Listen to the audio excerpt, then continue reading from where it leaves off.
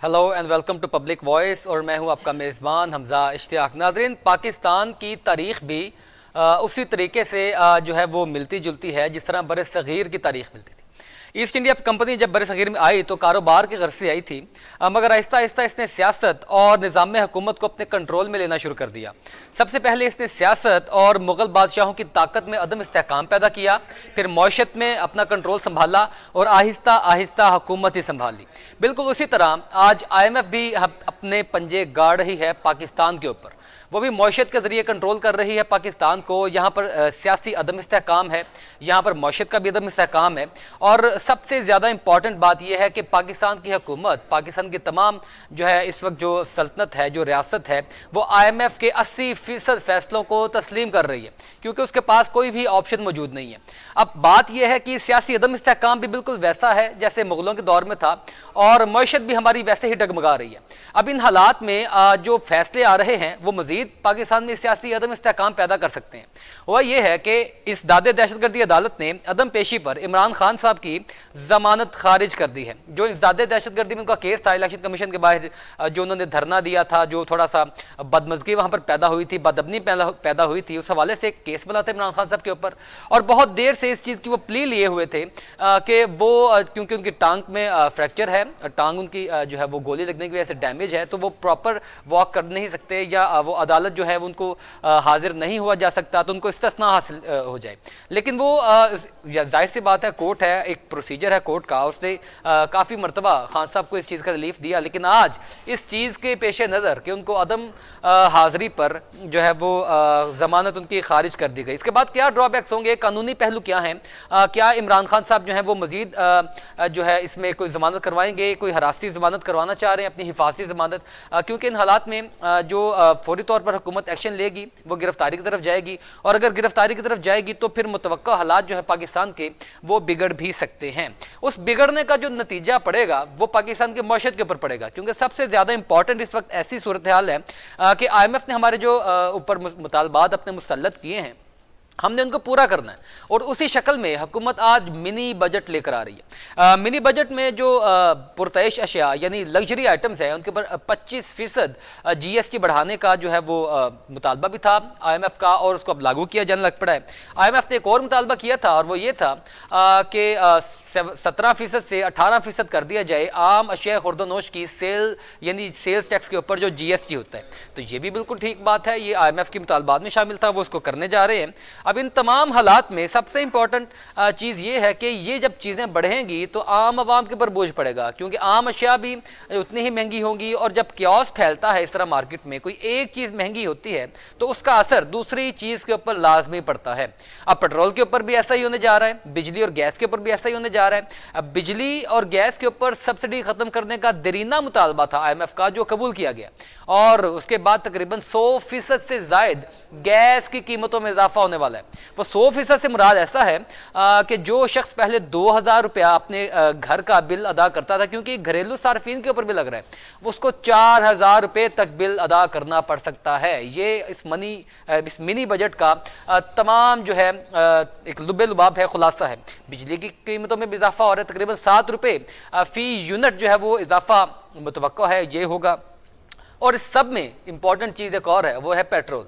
Petrol ऐसी चीज़ है जो तकरीबन 15-20 दिन पहले भी उसकी कीमतों में जो है वो इजाफा किया गया, तो पूरे पाकिस्तान में क्योस फैल गया, पेट्रोल पंप्स के ऊपर लंबी लंबी कतारें लग गई, और अब फिर ऐसा होने जा रहा है। उसकी वजह यह है कि तकरीबन 30 से 35 रुपये इजाफा मुतवक्का था, जो हुकूमत पाकिस्तान ने IMF ने बड़ी देर से मुतालबा किया था, जो पेट्रोलियम लेवी हमने ख़त्म जो इसका इजाफा करना था, वो पेट्रोलियम लेवी का इजाफा IMF तो तकरीबन 30 से 35 रुपये तक का मुतालबा कर रहा है।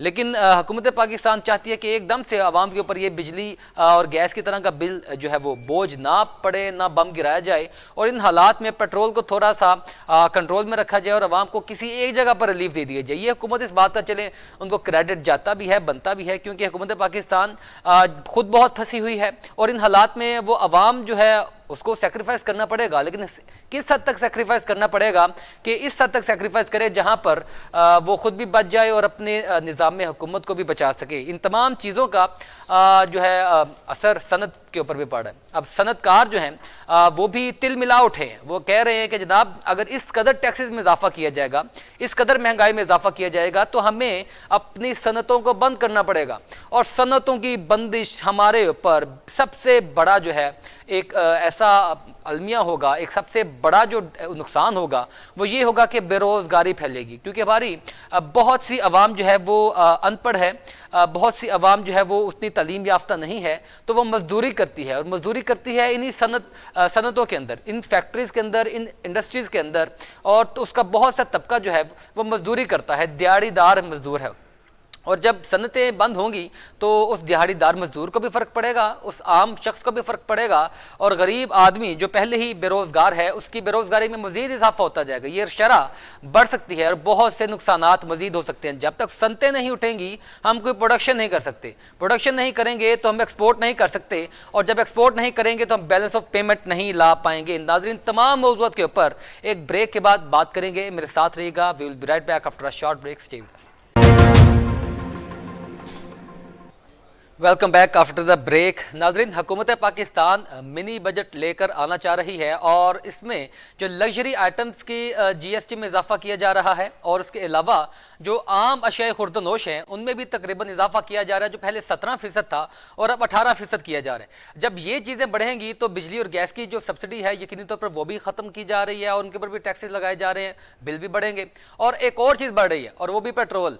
यानी ये ऐसी रैशनल प्रोपोर्शनल चीज़ें हैं, एक दूसरे के साथ मुंसलिक हैं, कि जब एक बढ़ेगी तो दूसरी भी बढ़ेगी, और तमाम दर बोझ जो है पाकिस्तानी अवाम के ऊपर पड़ेगा। इन तमाम हालात के ऊपर बात करने के लिए मेरे साथ इमरान एजाज साहब मौजूद हैं, माहिर मुआशियात। सर, आपका बहुत शुक्रिया प्रोग्राम में वक्त देने के लिए। मियाँ मोहम्मद अमीन साहब मौजूद हैं, पेट्रोल पंप मालिक हैं, आपका भी सर बहुत शुक्रिया प्रोग्राम में वक्त देने के लिए। इमरान एजाज साहब, मिनी बजट की आमद और ये सूरत हाल ऐसी कि टैक्सेस में इजाफा, अल्टीमेटली अवाम को बोझ उठाना पड़ेगा, बिजली के ऊपर भी सब्सिडी ख़त्म, गैस के ऊपर भी ख़त्म, और ये जो पेट्रोल पंप है, ये पेट्रोल है, ये भी इसमें कीमतों में इजाफा होगा। क्या हम फिर से कितारें देखेंगे, फिर से हैजान आएगा, सनतकार हमारे राजी नहीं है? क्या कमेंट्स हैं इन सारी तमाम सूरत हाल के ऊपर आपका? जी सर, बिल्कुल इसी तरह की सिचुएशन है। देखें, लेकिन प्रॉब्लम ये है ना कि मौजूदा हुकूमत के पास इसके अलावा और कोई ऑप्शन मौजूद ही नहीं थी। अगर तो इनके पास कोई ऑप्शन मौजूद होती तो ये बिल्कुल उसको यूटिलाइज करते, लेकिन बदकिस्मती से वो सारे का सारा जो बहरान है, जो भी मतलब पिछले क्राइसिस थे, उन सब का मलबा जो है वो गरीब अवाम पे डाल दिया गया है। और अवाम जो इस वक्त पहले ही मौजूदा हालात से पिछले 6 से 8 महीने से जो इतने कर्ब का शिकार थी, बजट आने के बाद और अभी मिनी बजट के बाद, मौजूदा महंगाई के बाद, उसके हालात दिन ब दिन मजीद खराब होंगे। बल्कि अब तो ऐसी सिचुएशन है कि अवाम को कुछ नजर ही नहीं आ रहा। आप जो प्राइसेस की बात कर रहे हैं, मेरे ख्याल में प्राइसेस जो है वो ऑलरेडी कल रात, आज रात 12 बजे, गुजरने वाली रात 12 बजे के बाद वो इंक्रीज कर दी गई हैं काफी सारी जगह के ऊपर। आज की डेट में अगर आप 1000 रुपए की खरीदारी करते हैं तो उसके ऊपर 180 रुपए तो आपका टैक्स जा रहा है। अब जाहिर है वो तो इन हालात का फायदा उठाता है ना, माफिया भी इन हालात का फायदा उठाता है। वो जब ऐसी खबरें आती हैं तो इन्हीं की बुनियाद के ऊपर वो खुद साख्ता रेट बढ़ा देते हैं। बिल्कुल एग्जैक्टली इसी तरह ही है। अभी जो इस वक्त जो सिचुएशन है वो इसी तरह की सिचुएशन है। देखिए, आप किसी भी डिपार्टमेंटल स्टोर के ऊपर, किसी भी बड़ी जगह के ऊपर आप जाते हैं तो वहां पे उन लोगों ने प्राइस ऑलरेडी इंक्रीज कर चुके हुए हैं। तो डेफिनेटली उसका सारा जो इस बजट के बाद जो, या इस महंगाई के बाद, वो सारा मलबा जो है वो गरीब अवाम के कंधों के ऊपर डल गया। बिल्कुल। लेकिन प्रॉब्लम अब ये है कि अब देखना पड़ेगा कि इतना सारा बोझ अवाम के कंधों पे आने के बाद, खुदा न खास्ता अब हमारी अवाम जो है वो क्या करती है इसके बाद, क्योंकि हुकूमत के पास तो अब किसी चीज में सब्सिडी देने के लिए कोई चीज बची नहीं है। ना आप बिजली में दे सकते हैं, ना आप सुई गैस में दे सकते हैं, ना आप किसी और जगह के ऊपर कर सकते हैं। अब देखें, इतने सारे बहरान तक तो आपने पहुंचा दिया आवाम को, लेकिन अब उसके बाद अब जब आप बंद गली में दाखिल हैं तो इसके बाद आप क्या करेंगे? एक तरफ IMF है, उसने हुक्यान को अपनी सारी चीजें मनवा ली हैं। अभी भी कुछ शराइत ऐसी हैं जिनके ऊपर काम किया जा रहा है कि उसके ऊपर उनसे अपनी शराइत मजीद जो है वो मनवाई जा रही है। इमरान साहब, बिल्कुल आप मेरे साथ रहिएगा। मेरे साथ मियां मोहम्मद अमीन साहब मौजूद हैं, पेट्रोल पंप मालिक हैं। मैं इनसे भी जानता हूं कि पेट्रोल की कीमतों में भी इजाफा मुतवक्के है। अब इस मरतबा फिर से हमें देखने को मिलेंगी वो कितारें, वो हैजान, वो गैर यकीनी की सूरत हाल और रश, तमाम चीज़ें, क्योंकि इसमें बहुत बड़ा जो क्लेम है ये भी आता है, बहुत बड़ा इल्ज़ाम आता है पेट्रोल पंप मालिकान के ऊपर कि वो ऐसी खबरों का भरपूर फायदा उठाते हैं और जानबूझकर जो है वो सील कर देते हैं, अपने पेट्रोल पंप बंद कर देते हैं, आवाम को जो है पेट्रोल की बंदिश से गुजरना पड़ता है। क्या कहते हैं सर आप इस बारे में? हाँ देखिए जी, इसमें सबसे पहली बात तो ये है कि पेट्रोल जो है ना वो किसी भी पेट्रोल पंप की जमीन से नहीं निकलता। पेट्रोल पंप तो जो है ना वो चलता है सप्लाई चेन से। बिल्कुल और ठीक। अगर आपको पीछे से वो सप्लाई नहीं आती तो पेट्रोल पंप वाला जो है ना वो कहाँ से आपको पेट्रोल देगा, नंबर 1। नंबर 2, आपने कितारों की बात की तो कितारें बिल्कुल आप बिल्कुल सही कह रहे हैं कि लोग तो जो है ना वो बेचारे, वो उनके पास तो स्टोरेज का कोई जरिया नहीं है। को मोटरसाइकिल में पेट्रोल डलवा लेगा तो 1 दिन का 2 दिन का डलवा लेगा, अगर 4 दिन के लिए जो है ना आप देखते हैं बाद लोगों के तो एक दिन की सवारी के लिए जो है ना 1 दिन के लिए भी नहीं होता। तो उस सूरत में हैजान भी होगा, उस सूरत में पेट्रोल पंपों पे लंबी लाइनें भी लगेंगी। हाँ अलबत्ता सप्लाई चेन बरकरार रहे, जिसकी मैं बात इससे पहले भी मैंने की है कि सप्लाई चेन जो है ना असल में वो चीज होती है। बिल्कुल ठीक। अमीन साहब आपकी बात बजा है, अमीन साहब आपकी बात बजा है सर कि पेट्रोल जो है वो पेट्रोल पंप मालिकान की जमीन से नहीं निकलता। इमरान साहब, अमीन साहब आप मेरी बात को जरा गौर से सुने। आपकी बात बजा है कि पेट्रोल पंप मालिकान की ज़मीनों से पेट्रोल नहीं निकलता, सप्लाई मुतासिर होगी तो अल्टीमेटली मुतासिर होगी, जो है वो हिजान भी बरपा होगा, लाइनें भी लगेगी। लेकिन बहुत सी जगहों पर जिस तरह पिछली मरतबा भी हुआ ऐसा कि सिर्फ एक अफवाह थी, उस अफवाह के पेश नज़र ना कोई पेट्रोल की किल्लत थी, ना कोई शॉर्टेज हुई, ना कोई सप्लाई मुतासिर थी, सिर्फ ये एक क्यास उड़ी थी कि शायद प्राइसेस बढ़ने लगी हैं। उन प्राइसेस के बढ़ने पर ही पेट्रोल पंप जो है बंद कर दिए गए थे। गुजरावाला में तकरीबन 70% पेट्रोल पंप जो थे वो बंद थे। तो ये किसका कसूर है सर? ये तो हुकूमत और ओगरा कह रही थी ऐसी कोई सूरत हाल है ही नहीं, और पेट्रोल पंप मालिकान कह रहे थे जनाब हम बहुत मुतासिर हो रहे हैं। ओगरा का और हुकूमत का जो है नुक्ता नजर ले लिया है, तो अब पेट्रोल पंप मालिक की हैसियत से मैं भी आपको अपना नुक्ता नजर दे देता हूं। बिल्कुल, आप तभी इसलिए मौजूद हैं। इसका मानना या ना मानना जो है ना वो बात की बात है, वो डिपेंड करता है। ठीक। मैं आपसे दोबारा यही कहूंगा कि पेट्रोल पंप जो है वो अगर वो बंद कर देता है, वो नहीं देता, तो इसका मतलब उस दिन की आमदनी उसको गई। 1 दिन की आमदनी उसकी अगर चली गई और अगले दिन जो है ना वो उसको बेचता है, तो जो आमदनी चली गई वो कहाँ पे गई? सर बेचता है प्राइसेस बढ़ने के बाद, सर बेचता है प्राइसेस बढ़ने के बाद, मुनाफा कमाता है, एक्स्ट्रा मुनाफा कमाता है। पेट्रोल मौजूद हो और पेट्रोल पंप मालिक उसको फरोख्त ना करे, ये कभी भी नहीं हो सकता। उसके पास अनलिमिटेड नहीं होता, बल्कि वो अगला मंगवा ही नहीं सकता। अगला आएगा तो वो डीकन कहाँ पे करेगा? समझ रहे हैं ना मेरी बात को? सर मसला बिल्कुल आपकी बात बजाय, मैं ये दर्द समझ रहा हूँ आपका, नहीं बेचा तो बहुत सप्लाई को कहाँ पे डिपेंड करें? मैं आपका ये दर्द समझ रहा हूँ सर, लेकिन मसला ये है कि जब पेट्रोल की कीमतों में इजाफे की बात आती है तो पेट्रोल पंप मालिकान ने पिछले रेट्स के ऊपर तेल खरीदा होता है, जो सस्ता होता है वो 1 दिन का ब्लॉक कर देते हैं और फिर दूसरे दिन अगले दिन जब प्राइसेस बढ़ती हैं तो फिर देते हैं। तो सर ये तो नाजायज मुनाफा है ना, वो भी कमाते हैं। कितना बारीक और लतीफ नुक्ता आपने उठाया, लेकिन आप मेरी बात नहीं सुन रहे। जिस दिन उन्होंने रोक लिया उस दिन अगर वो बेचते तो क्या उनको कोई मुनाफा होता? यकीनन होता, जो रोजाना उनको हो रहा है। अगले दिन जब वो बेचते हैं तो उनका वो मुनाफा जो उन्होंने नहीं बेचा था, उनको अगले दिन वो प्राइस तो कुछ ज्यादा मिल गई, लेकिन पिछले दिन उन्होंने नुकसान किया हुआ है। इसका मतलब कोई पेट्रोल पंप ऐसा नहीं करेगा। अच्छा। वो तो अपने उसके कस्टमर्स होते हैं लगे हुए। अच्छा। जो शहर के पेट्रोल पंप है वहां के ऊपर कस्टमर्स जो है लगे होते हैं। मुझे पूरा यकीन है कि आप भी किसी खास पेट्रोल पंप पे जाते होंगे, वहां पे अगर आपको इस तरह की सूरत हाल का सामना करना पड़े तो आप उस पेट्रोल पंप के ऊपर दोबारा जाना पसंद नहीं करेंगे। तो ये गेम सारी पेट्रोल पंप्स की नहीं है, ये गेम उस माफिया की है जो पीछे बैठा हुआ है और जिसके पास लाखों नहीं, हजारों लाखों नहीं, कौन है सर वो माफिया? कौन है वो माफिया? कौन है? हुकूमत कहती है वो पेट्रोल पंप मालिकान है। सर माफिया कौन है? हुकूमत कहती है वो पेट्रोल पंप मालिकान है, ऑयल कंपनीज हैं, ये तमाम माफिया हैं। तो आप सहाफी हैं, आपको पता सर चलिए आप पॉइंट आउट कर देना, मैं नहीं पहुंच सका, आप तय तक पहुंचा दें। एक टैंक लॉरी जो आती है ना उसके पास पेट्रोल होता है। अच्छा। उसके पास करोड़ों लीटर की जो है ना वो पीछे जो ऑयल मार्केटिंग कंपनीज है ना वो पीछे बैठी हुई है, जिनके जहाज आते हैं, जिनकी पाइपलाइनें हैं। पेट्रोल पंप के ऊपर तो किसी के पास 20,000 है, किसी के पास 10,000 है, किसी के पास 15,000 है। उसने क्या रखना और क्या बेचना और क्या जो ना उसने नाजायज मुनाफा। अच्छा मैं इसके ऊपर एक आवाम भी अपनी एक राय रखती है, पहले वो सुनते हैं। वो महंगाई के ऊपर भी है, वो पेट्रोल के ऊपर भी है, वो सुनते हैं, उसके बाद बात करेंगे। गरीब आदमी तो मार जाएगा, फिर ਜਿਹੜੇ ਨਿੱਕੇ ਨਿੱਕੇ ਬੱਚੇ ਨੇ ਉਹ ਕਿੱਧਰ ਜਾਣ? ਅਸੀਂ ਕਿਵੇਂ ਕਮਾਈਏ? ਸਾਡੇ ਕੋਲ ਹੈ ਹੀ ਨਹੀਂ ਕੋਈ ਚੀਜ਼। ਜੇ ਕਮਾਨੇ ਆ ਤੇ ਉਹ ਤਾਜ਼ੇ ਹੀ ਲੱਗ ਜਾਂਦੇ ਨੇ ਜਿਹੜੀ ਦਿਹਾੜੀ ਲਾਣੇ ਆ। दूसरे जे एक टाइम भी कमा लेंगे दूसरे दिन भी है ही नहीं।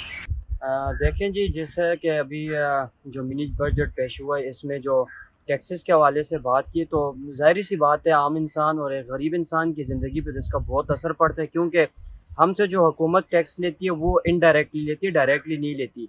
लेकिन अगर हुकूमत जो है वो डायरेक्टली टैक्सेस जो है ना, ये अमीर लोगों से, जो बड़े बड़े लोग हैं, इनसे अगर डायरेक्टली टैक्सेस लेना शुरू कर दे तो पाकिस्तान के अंदर इतने ज़्यादा पैसा इतना हो सकता है कि कम से कम जो गरीब पे इनडायरेक्टली टैक्सेस लगते हैं, कम से कम गरीब आवाम और जो हम जैसे मिडिल क्लास लोग हैं वो इन टैक्सों से बच सकते हैं। जो देखें, जो पेट्रोल महंगा हो रहा है इसकी वजह से तो आम आदमी की ज़िंदगी पर असर पड़ेगा। दूसरी चीज़ ये है कि अब तो लगता यही है कि अब हमें बाइक्स और गाड़ियाँ छोड़ के साइकिल खरीदनी पड़ेगी। लेकिन दूसरा सवाल ये है, जो अब टैक्सेस लग रहे हैं, साइकिल का रेट भी आम बंदे की पहुंच से दूर होता जा रहा है। तो अब आम जो सा आम आदमी है वो ये सोचेगा या वो साइकिल की तरफ जाए या पेट्रोल खरीद के जो सा मोटर बाइक की सवारी को यूज़ करे। पेट्रोल बहुत ज़्यादा महंगा हो गया है, जिसकी वजह से हम बहुत मुश्किलात का शिकार हैं। और आगे ही आपको पता है कि बहुत महंगाई है, जिसकी वजह से हमें बहुत परेशानी का, मुश्किलात का सामना है। तो आप देख सकते हैं कि हम मजदूर तबके के लोग हैं और हमारे लिए इस टाइम जीना बहुत मुश्किल हो गया है कि महंगाई दिन ब दिन। नाजरीन, आपने और मेरे दोनों मेहमानों ने अवाम की राय सुनी है। यकीनी तौर पर अवाम जो है वो हद से ज़्यादा इस चीज़ के ऊपर परेशान भी है। क्या कहते हैं सर? एजाज साहब, मैं आपके पास यकीनी तौर पर आऊँगा, लेकिन बाद में मैं पहले पेट्रोल पंप मालिकान का जो है वो इनका मौक़िफ़ ले लूँ। अमीन साहब, क्या कहते हैं सर आप?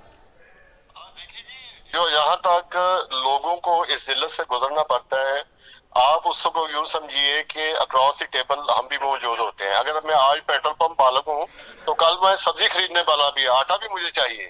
ये तो सबके साथ महंगाई का असर तो सबके साथ आ रहा है। लेकिन जो असल इशू है कि आप पेट्रोल पंप मालिकान को ठहराते हैं इसका जिम्मेदार कि वो स्टॉक कर देते हैं, ये सरासर गलत है। पीछे जो है ना सप्लाई चेन जो है ना वो मुतासर होती है। इसके अंदर जो है ना, मैंने आपको बताया, आपने पूछा माफिया कौन है, तो लेट मी अलाउ कि मैं आपको बताऊं कि माफिया कौन sir, you are allowed. Mafia जो है वो है सप्लाई चेन बरकरार रखने वाले, जिनके पास करोड़ों लीटर्स की जो है वो स्टोरेज है। पेट्रोल पंप मालिकान तो जो लेते हैं, एक दिन लेते हैं, अगले दिन उन्होंने बेचना होता है। अगर वो नहीं बेचेंगे तो फिर जो है ना वो उनके पास दोबारा और प्रोडक्ट लेने की जो है ना कैपेसिटी नहीं होती। इसलिए ये समझने की बात है, ये लोगों को एजुकेट करने की बात है, लोगों को बताने की बात है। बिल्कुल ठीक। अमीन साहब, एक आखिरी सवाल आपसे सर, एक आखिरी, ऐसी कोई बात नहीं है सर, बिल्कुल एक आखिरी सवाल इसी चीज के ऊपर। अलग है, बिल्कुल सब मुतासर है, हम खुद मुतासर हैं इसी चीज के ऊपर। मेरा एक आखिरी सवाल आपसे, आप बात करते हैं कि जो सप्लाई करने वाली कंपनीज हैं ये माफिया हैं, तो पेट्रोल पंप मालिकान या कोई ऐसी एसोसिएशन डेवलप करके इन चीज़ों का बाइकआउट क्यों नहीं करते? इन चीज़ों का कोई रिबटल क्यों तैयार नहीं करते? कोई अल्टरनेट रास्ता क्यों नहीं, कोई तजवीज़ क्यों नहीं देते हुकूमत को? ब्लैकमेल ही क्यों होते हैं? जी, उनका कराची से ताल्लुक है। बिल्कुल हमारी मीटिंग्स हो रही हैं और वो अपना जो है ना वो ये सारा नुक्ता नजर लेके जाएंगे। एक परसेप्शन जो आम है कि पेट्रोल पंप जो है ना इसके अंदर मुलवस होते हैं, उसको वो बेनकाब करेंगे और बताएंगे कि ये जब सप्लाई ही नहीं आएगी। देखें, किसी की सब्जी मंडी में किसी के छाबे के अंदर अगर आलू पड़े में तो वो बेचेगा, आलू नहीं है खाली छाबा रख के बैठेगा तो आप उसको किस तरह ब्लेम ठहरा सकते हैं? उसको आलू पीछे से नहीं मिले। हमारी जो है ना वो सप्लाई चेन होती है। बिल्कुल ठीक। लारी आएगी, लेके आएगी तो हम आगे बेचेंगे, अगर वो नहीं आएगी तो हम कहाँ से बेचेंगे? बिल्कुल ठीक। बहुत शुक्रिया मियां मोहम्मद अमीन साहब आपका प्रोग्राम में वक्त देने के लिए। नाजरीन, ब्रेक पर चलते हैं, उसके बाद मियां जो है वो अमीन साहब तो हमें सारा मौक़िफ़ बता चुके हैं अपना कि पेट्रोल पंप मालिकान इतना कसूरवार नहीं होते। मियां इमरान एजाज साहब मेरे साथ मौजूद होंगे ब्रेक के बाद, उनसे अगला मौक़िफ़ जानने के बजट के ऊपर, मईशत के ऊपर। मेरे साथ रहिएगा।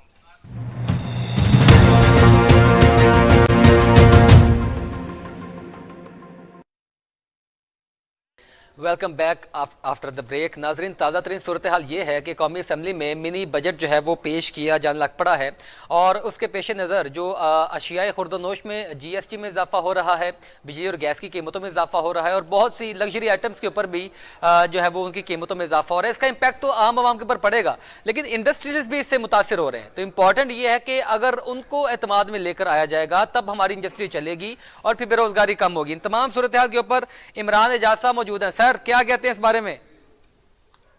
बिल्कुल इसी तरह की सिचुएशन है। देखें, इंडस्ट्रीज तो ऑलरेडी पिछले 4 से 5 माह पहले ही बंद हो चुकी हुई हैं। आपको पता है उनकी इंपोर्ट ऑलरेडी रोकी गई थी, कुछ एक्सेस कोड जो है उनको ब्लॉक किया गया था, टेम्परेरी तौर पर इंपोर्ट को रोका गया था। लेकिन अब बजट आने के बाद, मिनी बजट के बाद, महंगाई के बाद मजीद उनके हालात जो है ना वो बहुत ज्यादा खराब हो गए। शायद वो कुछ उम्मीद उनके ऊपर कोई उम्मीद वाबस्ता थी कि शायद किसी जगह के ऊपर हुकूमत कोई सब्सिडी दे पाएगी, लेकिन अब मौजूदा हालात में तो वो बिल्कुल ही परेशान है क्योंकि सब्सिडी की तो कोई उम्मीद बाकी रह ही नहीं गई। लेकिन जो महंगाई है उससे वो बहुत ज्यादा परेशान है। अब देखें ना, सबसे ज्यादा इस वक्त जो सबसे ज्यादा जरूरत थी इकोनॉमी में वो आपकी एक्सपोर्ट थी।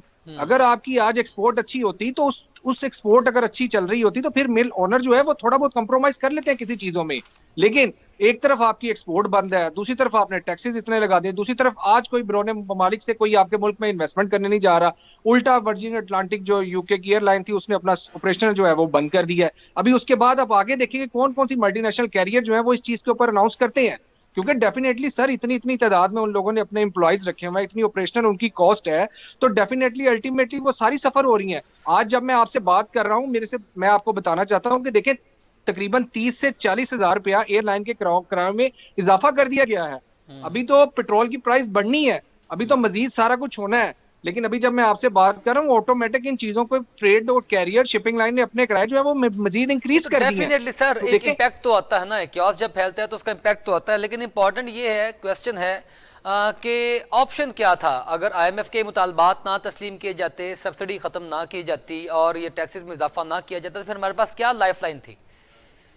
सर ऑप्शन ये था कि अगर आपको पता था कि आपके मुल्क के हालात ये होने जा रहे हैं पिछले 4 से 6 महीने में, आप उसके ऊपर कोई प्लानिंग कर लेते, इंडस्ट्रीज के लोगों को सबको साथ बिठाते, फेडरेशन के लोगों को साथ बिठाते, कोई हिकमत अमली बनाते, कोई एक्सपोर्ट के लिए रास्ते हमवार करते, ताकि एक मिल ओनर जिसके पास कम से कम भी कोई 800 से 600 से 700 वर्कर काम करता है, तो एटलीस्ट कम से कम आईएमएफ जो आया है ना वो अपनी प्रॉपर हिकमत अमली बनाकर आया है और उसको पता है कि पाकिस्तान कहाँ कहाँ से जो है वो क्लैप्स कर रहा है, कहाँ से हमें टैक्सेस लगाने चाहिए, वो पूरा अपना फ्रेमवर्क लेकर आए हैं। उन्होंने हमसे कोई मुशावरत नहीं की, मुज़ाकरात में कोई बहुत ज़्यादा हमसे गिव एंड टेक नहीं हुआ, उन्होंने हमारे पर मुतालबात मुसल्लत किए क्योंकि वो बेहतर तरीके से हमारी मॉइशन को वॉच कर रहे हैं। बिल्कुल एग्जैक्टली आप सही कह रहे हैं, इसी तरह की सिचुएशन है। देखें अभी तो वो आईएमएफ जो है वो फर्दर इसके ऊपर ये भी बात कर रहा है कि जी अगर आपसे किसी सेक्टर में रिकवरी कंप्लीट नहीं हो रही तो आप हमें बताएं, हम उसकी रिकवरी करवाएंगे। तो देखें अब जब चीजें यहां तक पहुंच जाएंगी तो इसका मतलब है कि आपके हाथ में कुछ भी नहीं रहा, आपके पास आगे कोई ऑप्शन है ही नहीं कुछ करने के लिए कि आप उसमें क्या कर पाएंगे, कुछ भी नहीं। तो इस वक्त जो इंडस्ट्री ओनर है, जो मिल ओनर है, जो मल्टीनेशनल सेटअप्स हैं पाकिस्तान में, वो इस वक्त सारे बहुत परेशान हैं। उनको अभी कुछ समझ नहीं लग रही कि अभी आने वाले दिनों में पाकिस्तान के साथ क्या होगा। अभी जो एक एक ऑफिस में 100-150 लोग काम कर रहे हैं वो सारे बहुत परेशान हैं, उनको अपनी जॉब का थ्रेट्स है कि अब आने वाले दिनों में हमारे साथ क्या होगा। हुकूमत को चाहिए कि बजाय इसके कि ये एकदम से इतना बड़ा बम अवाम के ऊपर गिरा रही है, इसके लिए कोई हिकमत अमली तो पहले बनाते ना कि हम बजट पेश करने जा रहे हैं, हम मिनी बजट लगा रहे हैं, हम महंगाई इतनी कर रहे हैं, लेकिन हम आप बेफिक्र हैं, हम अवाम के लिए इस सेक्टर में, लेकिन मौजूदा हालात में आपके पास रिलीफ नाम की तो कोई ऑप्शन बाकी रह ही नहीं गई। क्योंकि अच्छा, हमारे वज़ीर ख़जाना साहब जो हैं वो इसहाक डार साहब ये क्लेम कर रहे हैं कि इमरान खान साहब के दौरे हुकूमत की जो नाक़िस पॉलिसीज़ हैं मईशत को लेकर, ये हमें उसका बोझ उठाना पड़ रहा है और ये 126 मिलियन डॉलर्स का जो कर्जा है ये इमरान खान साहब ने जो है वो लिया है और उसकी वजह से हम ये तमाम बोझ उठा रहे हैं। आपकी बात बिल्कुल ठीक है, हम ये नहीं ब्लेम करते कि पिछली हुकूमत ने क्या किया, ये बात ब्लेम की नहीं है, बात इस क्लेम की है कि ये क्लेम कौन उठाएगा कि हमें वाकई में पीटीआई के खाते में डालनी चाहिए ये बात, या जो वजारत खजाना इस वक्त कर रही है वो बेहतर है? क्योंकि अभी तक हम इस बात में फंसे हुए हैं कि किसने बेहतर तरीके से मईशत को चलाया और तमाम मलबा जो है वो नून लीग के ऊपर पड़ा है। ये इस कंफ्यूजन को दूर करने की बात है। बिल्कुल आप सही कह रहे हैं। देखें लेकिन मसला ये है कि इस हुकूमत को आए हुए भी काफी अरसा गुजर गया ना। अब देखें अगर डार साहब आए हैं तो डार साहब को आने से पहले क्या ग्राउंड रियलिटी का पता नहीं था? क्या उनको सारी चीजों का पता नहीं था कि इस हुकूमत के साथ ये होने वाला है, पिछली हुकूमत ने ये किया है? अगर आप एक हुकूमत ले रहे हैं, आप वहां से ट्रेवल करके आ रहे हैं, तो आपको आइडिया होना चाहिए ना कि इस हुकूमत की ये प्रॉब्लम है, यहाँ पे मईशत को ठीक कर दूंगा, 200 से नीचे डॉलर लेकर जाऊंगा। क्या करना वो देखें, उनको ठीक करना है, ठीक करते करते वो इसको मजीद ज्यादा और खराब कर गए हैं। उनको चाहिए क्या ताकि सबसे पहले आते साथ वो अवाम को कॉन्फिडेंस में लेते, जो इंडस्ट्रीज के ओनर हैं उन सबको बुलाते, फेडरेशन के लोगों से इकट्ठा करते, चैम्बर्स में जाते, विजिट करते, सब लोगों को बुलाते, बिजनेस कम्युनिटी को ऑन बोर्ड करते। अब तो हो गया ना, अब तो हो गया, मिनी बजट भी पेश हो रहा है, अब तो ऑप्शन नहीं है। अब इन हालात में हम क्या स्ट्रेटजी बनाएंगे, इन हालात में हम कैसे एतमाद दिलाएंगे अपने सनतकारों को, इन हालात में कैसे हम आवाम को जो है वो रिलीफ दे पाएंगे, इन हालात में हमने क्या करना है? वो पीछे जो हो गया वो हो गया जी। अब इन हालात देखें, इन हालातों में तो ये ऑप्शन है कि देखें पहली बात तो ये सब्सिडीज वाली ऑप्शन मुझे नहीं लग रहा कि आने वाले दिनों में हुकूमत जो है वो शायद किसी जगह के ऊपर कोई अच्छा रिलीफ आवाम को दे पाएगी, क्योंकि इस तरह का बिल्कुल कोई ऐसा अंदिया जो अभी तक किसी तरफ से कोई नामो निशान नहीं है। हाँ ये जरूर है, अगर इसहाक डार साहब एक अच्छे तरीके से इस चीज को आगे लेके चलते हैं, मजीद उनको पता है कि प्रॉब्लम बहुत ज्यादा आवाम में निचले लेवल तक, मिल ओनर तक, सब जगह पे क्रिएट, तो उनको चाहिए कि फौरी तौर पर यह बजट पेश होने के बाद वो सब लोगों को एक जगह के ऊपर इकट्ठा करें, उनको एक रोड मैप बना के दें। एक्सपोर्टर की जो मिल्स वालों की प्रॉब्लम क्या है, उनको एक्सपोर्ट चाहिए। वो जो जिस तरह वो कहते हैं उनको एक्सपोर्ट के लिए एक फ्री रूट दिया जाए जहां पे वो हर किस्म की एक्सपोर्ट कर अच्छा सके। सर, ये एक जितने भी बिल्कुल अच्छा लेमैन का क्वेश्चन है कि मिनी बजट पेश करने की जरूरत ही क्यों पेश आई? एक एग्जेक्टिव ऑर्डर के जरिए भी इन चीजों का तलाक किया जा सकता था। बिल्कुल आप सही कह रहे हैं, लेकिन एग्जेक्टिव ऑर्डर देना भी किसने था ना, प्रेसिडेंट ने। तो जब प्रेसिडेंट इस चीज के ऊपर एग्री नहीं है तो वो क्या कर सकते हैं? उनके सर पास इसके प्रेसिडेंट अलावा साहब तो मिनी बजट पर भी एग्री नहीं हुए। जी वो इसके ऊपर भी ऑर्डिनेंस नहीं के एग्री जरिए होंगे, आना था लेकिन ना। आपको पता है कि इस वक्त पार्लियामेंट जो है वो अपना कुछ ना कुछ जो किरदार है वो अदा करना चाहती है, और वो जब वो अपना किरदार कुछ अदा करेगी तो डेफिनेटली किसी ना किसी जगह के ऊपर इस बजट को किसी दूसरी जगह से अप्रूव करवाया ही जाएगा। आपको तो सही। पता है कि हर दफा इस तरह पॉलिटिकली ही होता है, तौर लेकिन पर आप भी इसके ऊपर एक कंसेंसस की मोहर लगवाना चाह रहे हैं। बिल्कुल इसी तरह ही है। पॉलिटिकली तौर के ऊपर भी इस चीज के ऊपर अभी ऑन बोर्ड लिया जाएगा, किसी ना किसी जगह पे रिलीफ देंगे। क्योंकि देखिए ना, इस वक्त मुल्क जो है ना, मुल्क के साथ अवाम जो है वो बिल्कुल पिस चुकी हुई है। आपके पास ऑप्शन ही कोई नहीं है। या तो ये है कि आप सब लोग अपने अपने हाथ झाड़ के साइड के ऊपर खड़े हो जाएं, वो कहें जी ये रहा पाकिस्तान, ये रहा, आप संभाल लें। लेकिन आपको पता है हम एक न्यूक्लियर पावर है, हमारी ऐसी वर्त नहीं है कि हम इस वक्त बिल्कुल ही अपने आप को सर हाथ सनतकारों खड़े का करके कैसे हैंड्स एतमाद अप में लेकर आया जाए? सनतकार क्योंकि हाँ जी, बहुत सनत इंपॉर्टेंट है। अगर आपका टेक्सटाइल सेक्टर मुतासर हो जाता है, आपकी इंडस्ट्री मुतासर हो जाती है, कैसे इन हालात में कैसे एतमाद में लेकर आए? देखें, टेक्सटाइल सेक्टर जो है वो तो ऑलरेडी पिछले 4 से 6 महीनों से बिल्कुल बंद होकर पड़ा हुआ है। तो अभी बंद वो है लोग लेकिन सिर्फ चलाना तो वॉच है कर ना रहे हैं, हमने किसी तरीके से। चलाना है उसको। देखें, टेक्सटाइल सेक्टर जो है वो इस वक्त आपके रीढ़ की हड्डी है। देखें, एक तरफ आपकी डॉलर प्राइस ऊपर जा रही है, इस सारे हालात में सबसे ज्यादा जो जरूरी है वो आपकी एक्सपोर्ट है।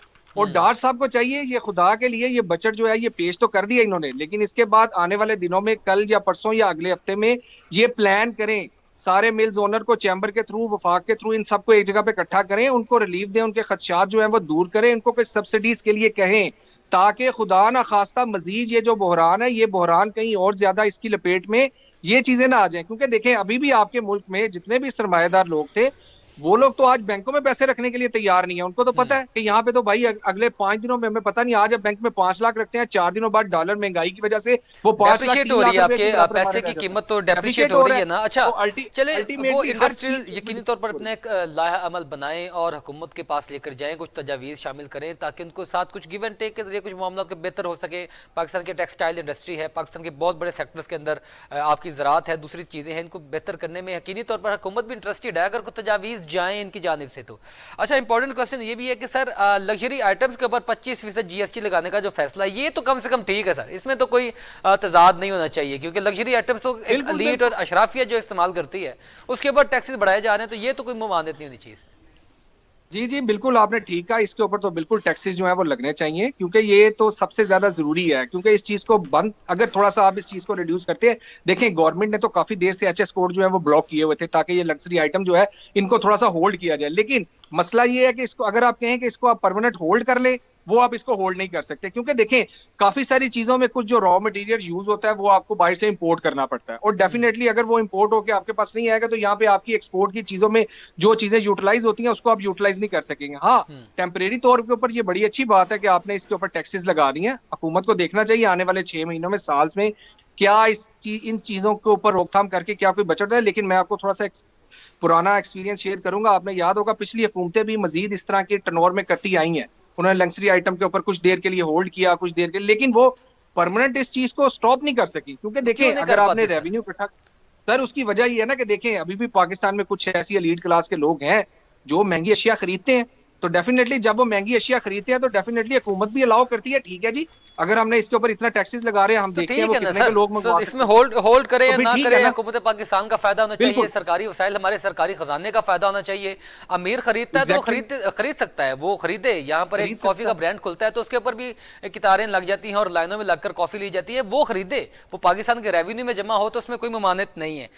बहुत शुक्रिया इमरान एजाज साहब आपका प्रोग्राम में वक्त देने के लिए। नाजरीन, आपने तमाम गुफ्तगू सुनी। इस मिनी बजट के बाद अवाम यकीनी तौर पर एक तंगी से जरूर गुजरेगी और अवाम मजीद कुर्बानी दे सकती है पाकिस्तान के लिए। लेकिन एक सवाल है, वो सवाल ये है कि आखिर कब तक ये कुर्बानियां हम कब तक देते रहेंगे और कब जाकर हम अच्छे दिन देख सकेंगे? क्योंकि कुर्बानी देते आए हैं, अच्छे दिन नहीं आ रहे। अब मजीद आप एक मरतबा फिर छुरी चला लें अवाम के ऊपर, लेकिन एक दिन बता दें, एक वक्त बता दें कि जब हम जाकर इस चीज़ का वो एंजॉय कर सकेंगे अपनी उस कुर्बानी को, कि हमने कुर्बानी दी थी, उसका हमें ये फ़ायदा मिला है।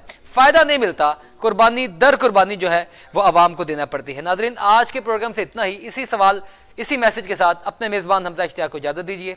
अल्लाह पाक हम सबका हामी नासर हो। अल्लाह हाफ़िज़।